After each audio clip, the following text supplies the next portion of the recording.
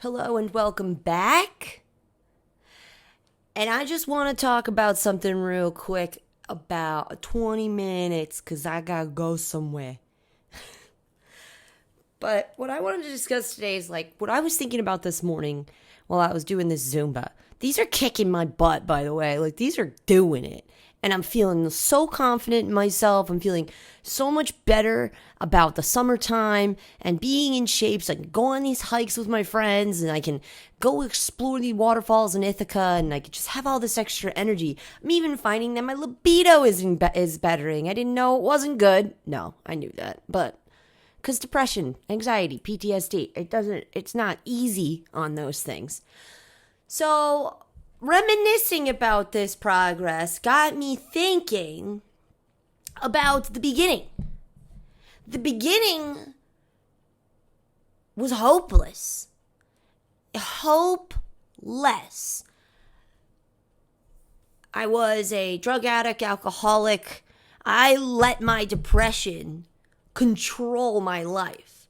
I let CPTSD and anxiety depict the unhealthy habits and I listened to the parasitic voice and the intrusive thoughts. You know, people joke around, oh, the intrusive thoughts won. Yeah, that's not a joke, man. Those things ruin your life. So I was reminiscing on this. Drug addict, hopeless,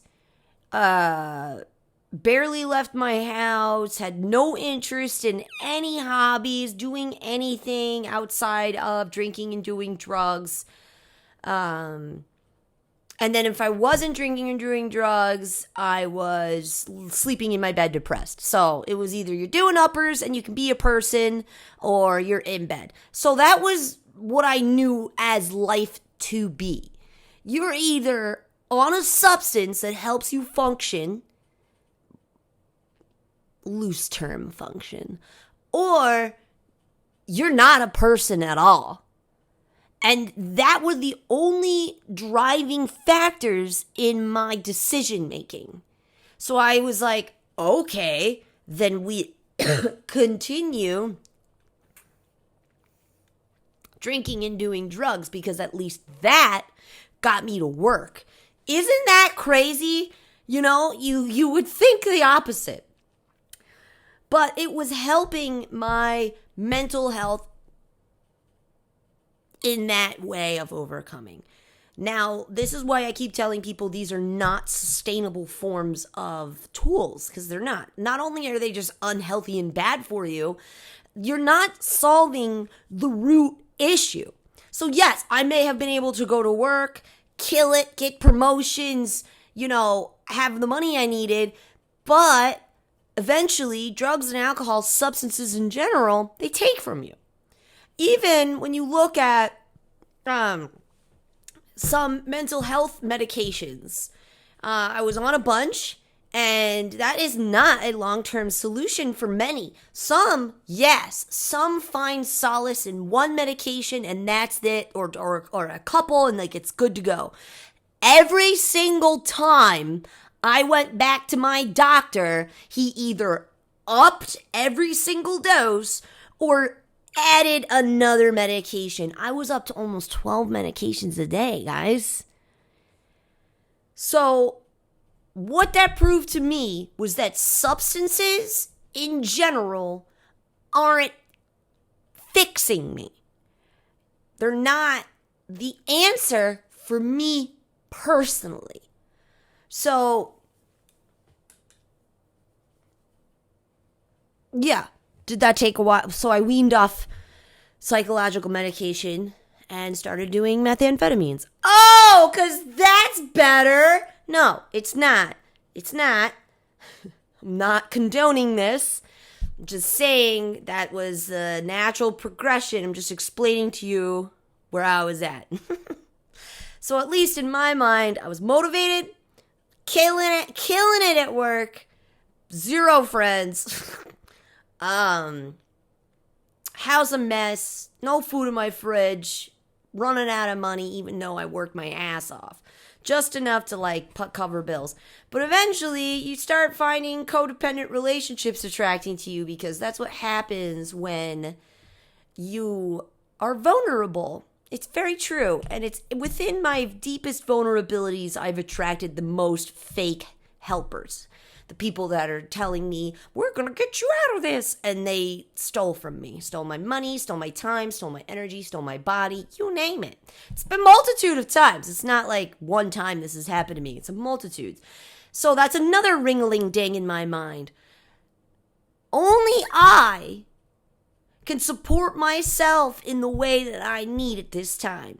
Because right now, I am a bullseye for predators. That's what that is. So, no substances and no more people. So that was the beginning of that journey of awareness. So I cut out the drugs, and honestly, the people just kind of dissipated after that. Then I was left super alone.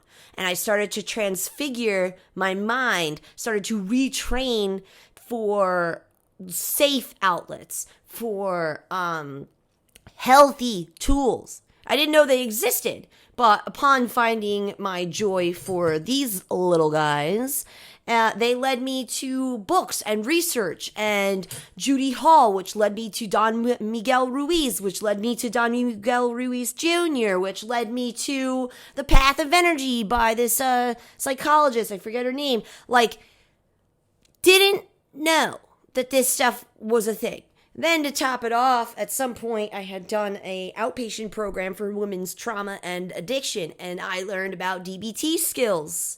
And I learned that when we have things like CPTSD, it does make us sometimes the problem because we think we are expressing from a place of validity and truth, but it's only personal validity and truth.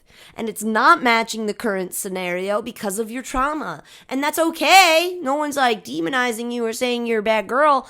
But, however, it starts to crumble the validity of your interpersonal connections and relationships with people because you don't know how to express the pain inside. No one taught you that before. So now I'm in a group where they teach you how to do that. So, putting the pieces together, no more substances, no more people, I'm here to help out, unless you're professional and getting paid for it. That's the only thing I trust when it comes to the depths of vulnerability like that.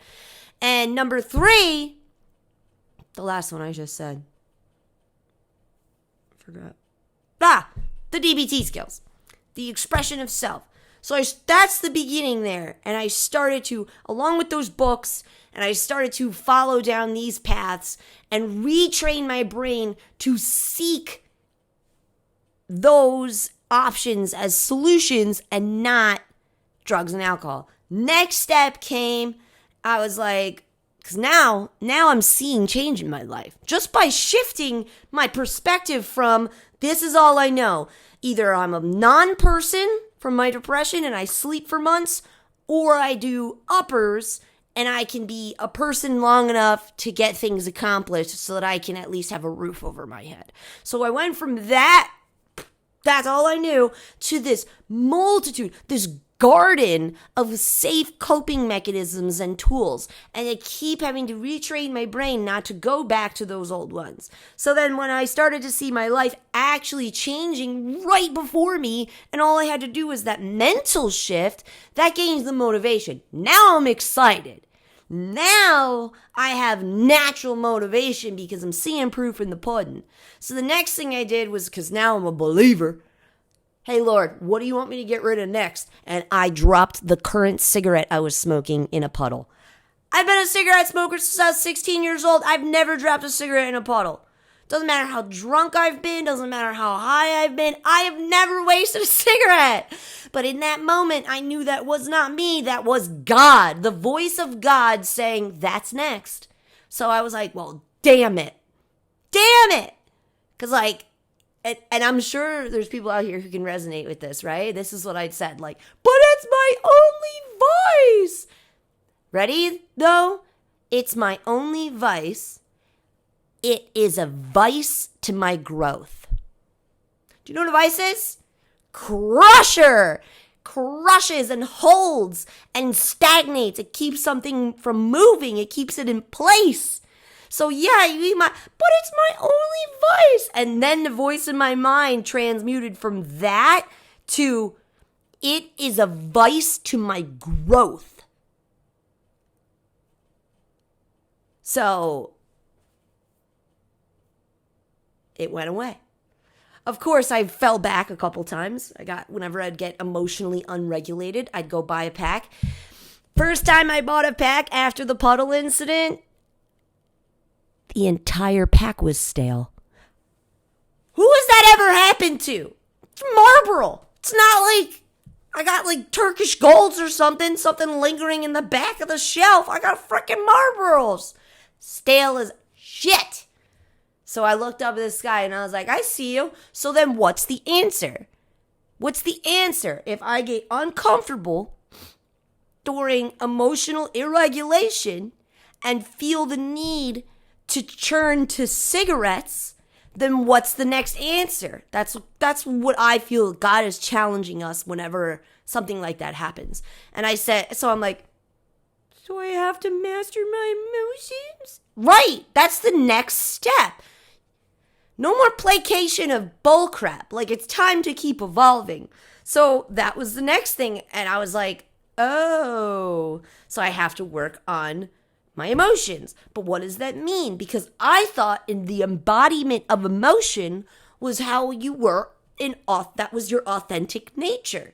You know, if you say this and it causes me to react this way, that's on you.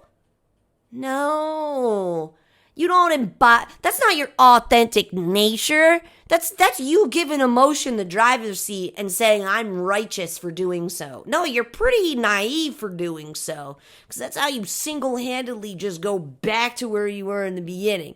You need the whole lifestyle shift. So then it was, okay, it's not reacting to every emotion, but listening to every emotion and working proactively with that. And then now that process was exhausting for me. Every single time I embodied emotion, I had to go and sit in a timeout and breathe through it and be like, and like get to the root and ask myself, I feel this way because. No, I feel blank. I feel this way because, and do this over and over and over and over again until now we're recognizing that's freaking tiresome. How about we just don't embody the emotion? You just take a deep breath and respond. Or just not respond. I mean, like, it's totally up to you. And now I'm learning that. That's the new place of being. I do not have to feed energy to anything. Here, I have this written down. This quote was super cool. Where focus goes, energy flows. So, see how me shifting my perspective of I'm either a non-person or I'm on a bunch of drugs. That's my only two options. So I was pumping energy into that reality, and that reality consumed my personal reality for 12 years. 12 years. Because I focused I focused my energy into that reality. So then started to focus my energy into the healing reality, and then my energy flowed into this lifestyle. So I no longer give this focus as that's not an option anymore. Don't even engage with that. That's never an option. If I feel like having a cigarette, I'm going to go roll a joint. Like, whatever, dude. Like, relax. Like, there's options. I need a cigarette. Like, no, you don't. It's just summertime, and the smell of fresh cut grass makes you want a cigarette and a beer. Like, whatever. That's an old programming in your brain that you can retrain. So, so it's where your focus goes, energy flows. So, all it is, well, this is an oversimplification, but basically, shift your focus from the truth of reality that you are currently in belief of. because there are multitudes of realities for you to shift and transmute towards. But we just don't know that until we pick our heads up from the solo focus, the blinded focus of our personal truth. And we need to look at the universal truth of things and recognize the infinite possibility of infinite timelines and infinite lifestyles. Like, if you were to see me then and see me now, maybe one day I'll do a video, like a little compare and contrast pictures, you would be baffled. Like, how? How did you get? How? Because I needed to let go of my personal truth of how to deal with depression, anxiety, and CPTSD. Yeah, and I also had to let go of the personal truth of the doctors. Even though a lot of the things they did teach me in that program were very helpful and I utilized them. But there was a lot that I also didn't agree with. And there was also a lot with it when it comes to medication that I didn't agree with. That doesn't mean that it's wrong. It's just that was an avenue I learned some things from, but could not absorb and adopt all other things. We needed more. We needed another truth. We needed another outlet. We needed another avenue to keep going. The point is, though, you don't just stop. You're not just like, well, this isn't working in totality, so I'm just going to stop. No, you then spidey yourself, get your little web going, and you spidey yourself to the next thing that seems interesting to you when it comes to the healing journey. Like crystals and gemstones. That helped me a lot. And the book, The Crystal Bible by Judy Hall. And those books by Don Miguel Ruiz, like the 5 Agreements, the 4 Agreements, self-mastery, and things of that nature. And then now I'm learning that I'm not a victim of my mind. Which, in my opinion, is what psychological medication taught me that I am. That you are broken. There's nothing you can do to fix this except for take these festival medley of pills every day. And that also dampened my psyche, and that's what led me to another relapse of alcohol and the methamphetamines. So, alcohol, and then I got away from the alcohol with the meth, and it was... Because it's the same, because the truth is, whatever you do or choose to do to placate your mental health, not actually help it, but to what you're doing is you're validating the fact that your mental health is shot. And that validation is what halts you from the overall progression of flowing your energy into alternate realities. Because this is what this is. This life that I have right now is an alternate timeline and an alternate reality for the person I used to be. The person I used to be would look at this reality and scoff at that. There's no possible way that person could be capable of this. And that just goes to show you you can leave a reality. You can leave a timeline.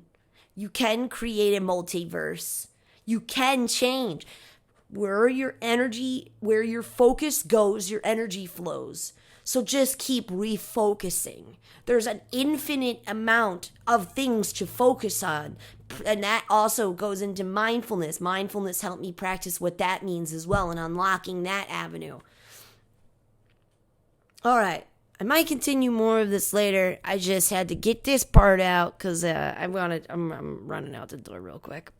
And I wasn't sure if I'd be able to do this later. So if I can't finish it today, we'll finish it tomorrow with the topic where your focus goes, your energy flows.